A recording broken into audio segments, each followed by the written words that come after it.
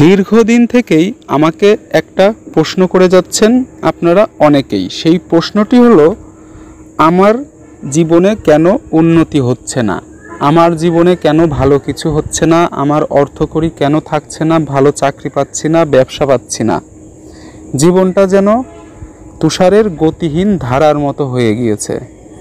সেই স্বপ্নগুলো যেন সাদা কালোই আছে, যেগুলো আপনি দীর্ঘ বছর আগে থেকে আপনার মনের ভিতরে লালন পালন করছেন। তো আজকে আমি হাতের একটি বিশেষ বিশেষ বিশেষ গুরুত্বপূর্ণ রেখা নিয়ে আপনার সাথে আলোচনা করব, এবং এই রেখাটি জ্যোতিষশাস্ত্রে পরীক্ষিত একটি রেখা। এই রেখার নাম হলো ভাগ্যরেখা। আপনারা যারা ইউটিউবে নিয়মিত ভিডিও দেখেন তারা কিন্তু সকলেই এই রেখাটি সম্পর্কে অবগত আছেন। তবে এক একজন মানুষের হাতে ভাগ্যরেখা থাকে এক এক ধরনের। তো আজকে এই টোটাল ব্যাপারটা আপনার পরিষ্কার হয়ে যাবে।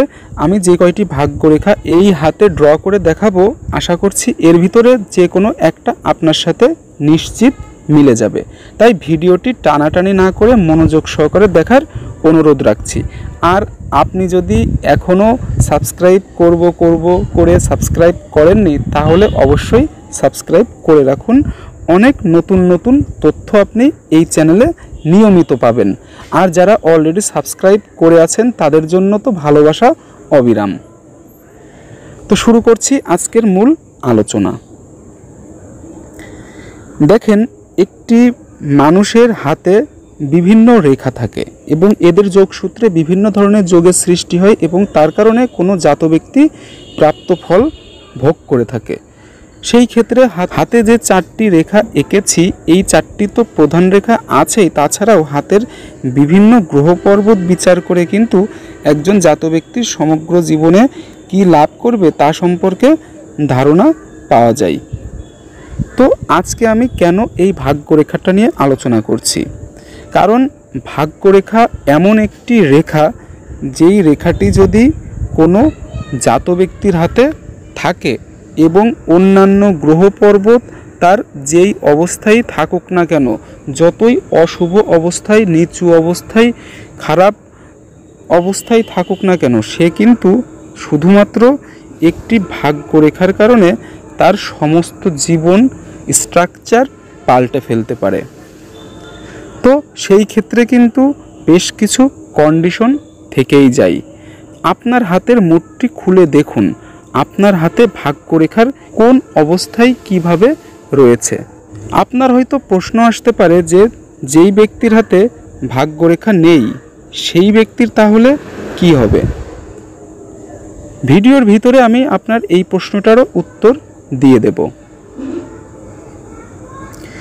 প্রথমেই আপনার হাতের মুঠটি খুলুন এবং দেখুন আপনার হাতের ভাগ্যরেখা কোথা থেকে উঠেছে। মূলত ভাগ্যরেখা চন্দ্রের পর্বত থেকে উঠবে, অথবা মণিবন্ধ থেকে উঠতে পারে, অথবা হৃদয় রেখা থেকে উঠতে পারে, অথবা মঙ্গলের ক্ষেত্র থেকেও উঠতে পারে। এবং এই ভাগ্যরেখার শুরু যত নিচে হবে তত অল্প বয়স থেকেই কিন্তু কোনো জাত ব্যক্তি তার জীবনে ডেভেলপ হতেই থাকবে। তবে ভাগ্যরেখা যদি শনির পর্বতে না গিয়ে বৃহস্পতির পর্বতে দৃষ্টি দেয়, তাহলে জানবেন ওই জাত ব্যক্তি অবশ্যই সরকারি চাকরিতে অন্যদের থেকে এক ধাপ এগিয়ে থাকবে। আর শনি পর্বতে থাকলে সরকারি চাকরি থেকে ব্যবসাতেই তার সফল হওয়ার সম্ভাবনা অধিক। এবার আসি কন্ডিশনগুলো কি। ভাগ্যরেখা যদি কোনো জাত ব্যক্তির স্পষ্ট থাকে, গভীর থাকে, কোনো কাটাকাটি না থাকে, এরো রেখা না থাকে, ভাগ্যরেখায় যদি কোনো তিল চিহ্ন না থাকে, ভাগ্যরেখায় যদি কোনো ক্রস চিহ্ন না থাকে, ভাগ্যরেখা যদি অস্পষ্ট না হয়, তাহলে জানবেন আপনার ভাগ্যরেখা থেকে শুভ ফল প্রাপ্ত হবেন। এখন আপনার প্রশ্ন আসতে পারে যে ভাগ্যরেখাটি মূলত কত বছর বয়স থেকে আপনি সৌভাগ্য প্রাপ্ত হবেন। প্রথমেই আপনাকে যেটা বলেছি, ভাগ্যরেখা আপনাকে কোথা থেকে উঠছে সেটা আপনাকে আগে আইডেন্টিফাই করতে হবে।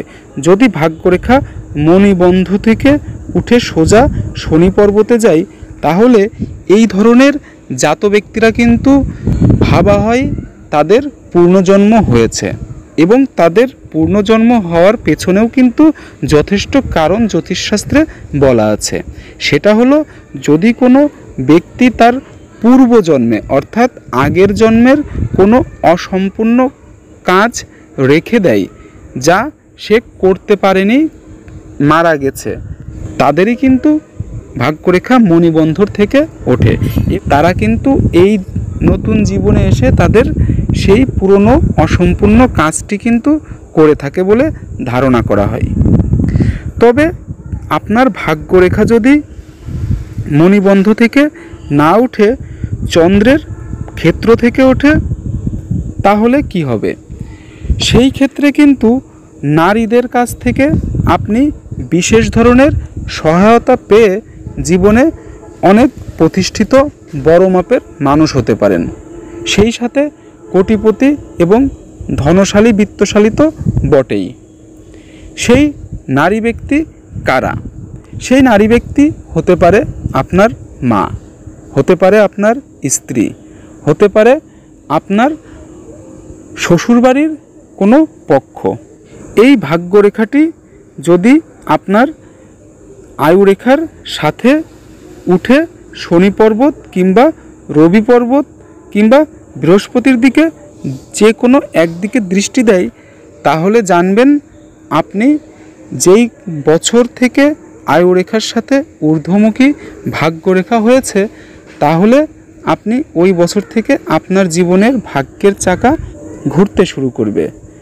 তবে আপনার যদি আলাদা করে আরেকটি ভাগ্যরেখা আসে, তাহলে জানবেন পৃথিবীতে আপনি এমন বিরল একজন ব্যক্তি যার হাতে এই ধরনের রেখা রয়েছে। খুব কম মানুষের হাতেই একাধিক ভাগ্যরেখা দেখতে পাওয়া যায়। সেই অর্থে আপনি সত্যিই অনেক ভাগ্যবান। আর যদি রবির ক্ষেত্রে আপনার ভাগ্যরেখা যায়, তাহলে আপনি সরকারি এবং বেসরকারি উচ্চ পদের কোনো চাকরিতে নিজেকে নিযুক্ত রাখবেন, এবং তা থেকে আপনার বাড়ি গাড়ি অর্থ সম্পদ সবই হবে। শনির ক্ষেত্রে যদি আপনার ভাগ্যরেখা যায়, তাহলে আপনি ব্যবসায়ে মনোযোগী হন, ব্যবসা আপনার জন্য পারফেক্ট, এবং ব্যবসায়িক প্ল্যানও আপনার ভিতরে যথেষ্ট রয়েছে। আর বৃহস্পতির দিকে ভাগ্যরেখা দৃষ্টি দিলে সেই ক্ষেত্রে আপনি একজন সমাজসেবী হিসেবে জীবনে প্রতিষ্ঠিত হতে পারেন। অনেক বড় বড় রাজনৈতিকবিদের হাতে কিন্তু এই ধরনের রেখা থাকে। এই রেখাগুলোর কোনোটিই যদি আপনার সাথে না মেলে, তাহলে খেয়াল করে দেখুন আপনার হাতের ভাগ্যরেখাটি কোথা থেকে উঠেছে। সাধারণত ভাগ্যরেখা যদি চন্দ্রের উপর থেকে ওঠে, সেটা কিন্তু 20 বছর পর থেকে নির্দেশ করে। আর যদি আপনার মস্তিষ্ক রেখার উপর থেকে ওঠে, তাহলে কিন্তু আরও পরে সেটা নির্দেশ করে। সেটা 30 থেকে 35 বছর পরে যে আপনার ভাগ্যের চাকা খুলবে, এমনটাই নির্দেশ করে। যত উপর থেকে ভাগ্যরেখা উঠবে, ততই বেশি বয়সে গিয়ে আপনি জীবনে সফল হবেন। এই ভাগ্যরেখার কোনো এক জায়গায় যদি স্টার চিহ্ন থাকে, তাহলে কিন্তু এই সময়টা আপনি সব দিক থেকেই জীবনে ঝড়ের গতিতে ডেভেলপ করতে পারবেন আপনার জীবনটাকে। আপনি নিজেও বুঝতে পারবেন না কোথা থেকে আপনি কোথায় চলে আসছেন। শুধু স্টার চিহ্নই নয়, এখানে যদি ঊর্ধ্বমুখী কোনো ত্রিভুজ সৃষ্টি হয়, তাহলেও কিন্তু আপনি এই সুযোগ সুবিধা পাবেন। অনেকের ক্ষেত্রে হাতে মৎস্য চিহ্ন থাকে। সেই ক্ষেত্রে আপনি যতটা গতিতে যেতে পারবেন, তার থেকে দ্বিগুণ 3 গুণ গতিতে কিন্তু আপনার ভাগ্যে পরিবর্তন আসবে। তবে আপনাকে একটা জিনিস বুঝতে হবে যে আপনার অন্যান্য গ্রহ পর্বত কী অবস্থায় আছে। অর্থাৎ তারা যদি শুভ অবস্থায় থাকে, তাহলেই কিন্তু আপনি যেটা চাচ্ছেন আপনার জীবনে সেটাই ঘটবে। অন্যথায় এই গ্রহগুলো যদি অশুভ অবস্থায় থাকে তাহলে কিন্তু আপনার ভাগ্য একটু বিলম্বে আপনাকে প্রতিষ্ঠিত করবে। আপনারা খেয়াল করলে দেখবেন এই জাত ব্যক্তির হাতের ভাগ্যরেখা কিন্তু জীবনরেখা বা আয়ুরেখার সাথে সংযুক্ত হয়ে একদম শনি পর্বতে পৌঁছে গিয়েছে। যাদের ভাগ্যরেখা আয়ুরেখার সাথে সংযুক্ত হয়ে শনি পর্বত পর্যন্ত পৌঁছে যায় অথবা বৃহস্পতির পর্বত পর্যন্ত পৌঁছে যায়, এই ধরনের জাত ব্যক্তিরা কিন্তু পরিবারের অন্যান্য সদস্যের নিয়ন্ত্রণ দ্বারা তাদের ভাগ্য নিয়ন্ত্রণ হয়। অনেক সময় দেখা যায় অনেকে মামার বাড়ি থেকে বড় হয়, অনেকে বাবার বাড়ি থেকে বড় হয়, অনেকে বড় ভাই বা বোনের কাছে থেকে বড় হয়।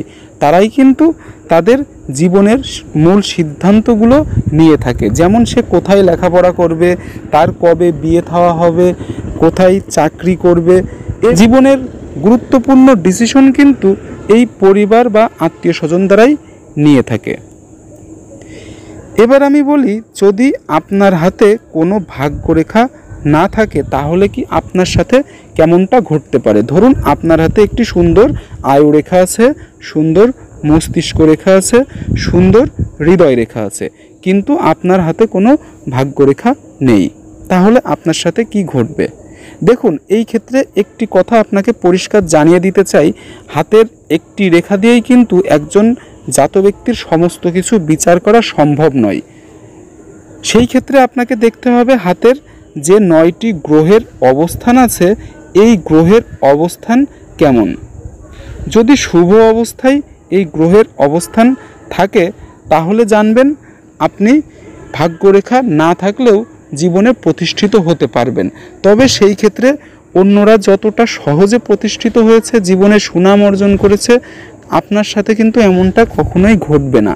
আপনাকে অনেক স্ট্রাগল করতে হবে, জীবনে অনেক নেগেটিভ দিক থেকে আপনাকে সব কিছুকে পজিটিভে আনতে হবে।